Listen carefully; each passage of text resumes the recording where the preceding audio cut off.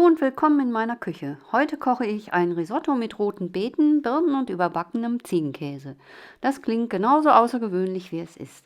Der Reis ist cremig, eingebettet in einen süß-sauren, erdigen Geschmack von roten Beeten und Birnen. Der überbackene Ziegenkäse vereint alle Geschmacksrichtungen.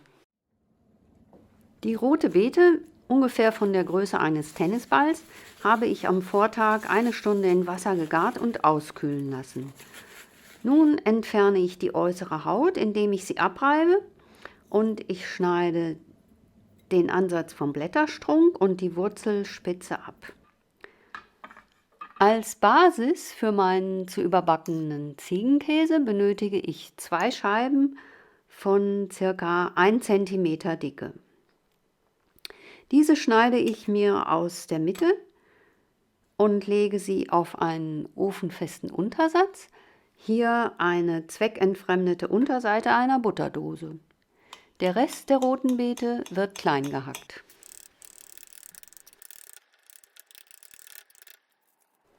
Des Weiteren pelle ich eine kleine Zwiebel und schneide sie in Würfel. Währenddessen erhitze ich meinen Topf, in dem ich den Risotto kochen werde. Wenn er heiß ist, gebe ich 1 bis 2 Esslöffel Olivenöl dazu, sowie unverzüglich die Zwiebeln. Diese lasse ich anschwitzen, ohne dass sie Farbe nehmen, was bei zu großer Hitze recht schnell passieren kann. Nach 1 bis 2 Minuten gebe ich den Reis hinzu und lasse beides zusammen unter ständigem Rühren noch weiter anschwitzen, circa 3 bis 4 Minuten. Dieser Vorgang dient der Bildung von Röstaromen. Und das ständige Rühren verhindert das Anbrennen. Für 2 Personen rechne ich 120 Gramm Reis, die ich abgewogen habe. Diese habe ich in eine Tasse gegeben, die den Reis so gerade eben fassen kann. Bei mir war es eine 2/3 Tasse von 160 Milliliter Inhalt.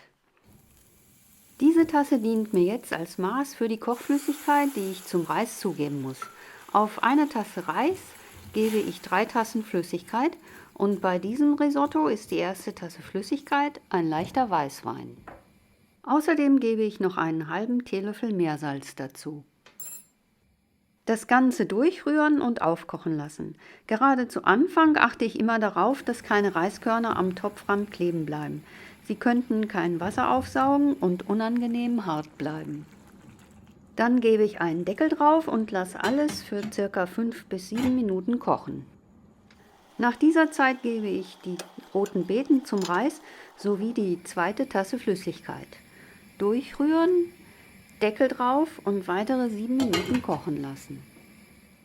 Der Reis hat die Flüssigkeit aufgesogen und jetzt gebe ich die Hälfte der dritten und letzten Tasse Flüssigkeit hinzu, rühre alles durch und ja, ihr habt richtig geraten, gebe den Deckel drauf und lasse alles für gefühlte 4 Minuten weiter kochen.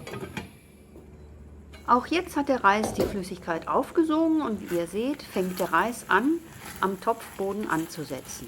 Diesen Ansatz löst ihr vorsichtig und es ist einfacher, wenn man den Topf mit der anderen Hand festhält. Gelöst werden muss er, da man sonst riskiert, dass der Ansatz anbrennt. Ein guter Grund, die restliche Flüssigkeit zum Risotto zu geben, durchzurühren und abzuschmecken. Es fehlte noch ziemlich viel Salz und so habe ich noch einen weiteren halben Teelöffel mehr Salz hinzugefügt, untergerührt und alles noch weitere 4 Minuten kochen lassen. Nun ist es Zeit, den Ziegenkäse zu überbacken. Die Grillfunktion meines Backofens ist eingeschaltet. Von meiner Ziegenkäserolle schneide ich die äußeren Enden 4 bis 5 cm breit ab und setze den Käse mit der Schnittfläche nach oben auf die vorbereiteten Gemüsetaler und stelle sie in den Backofen. Beachtet bitte, dass nur die Endstücke des Käses überbacken werden sollten, da dessen Rinde zugleich eine Art Behältnis für den flüssigen Käse bilden wird. Die Birne wird geschält, in Stücke geschnitten und zum Erwärmen zum Risotto gegeben. Sollte sie sehr hart sein, gebt ihr sie schon etwas eher hinzu. Zum Schluss gebe ich noch einen Klecks Butter zum Reis und rühre sie vorsichtig unter. Anschließend verteile ich den Risotto auf meinen vorgewärmten Tellern. So sieht der fertig gebackene Ziegenkäse aus. Den werde ich mittig auf den Risotto setzen und mit etwas Schnittlauch ausgarnieren. Brunnenkresse würde ebenfalls gehen. Ich hoffe, euch fließt bereits das Wasser im Munde zusammen.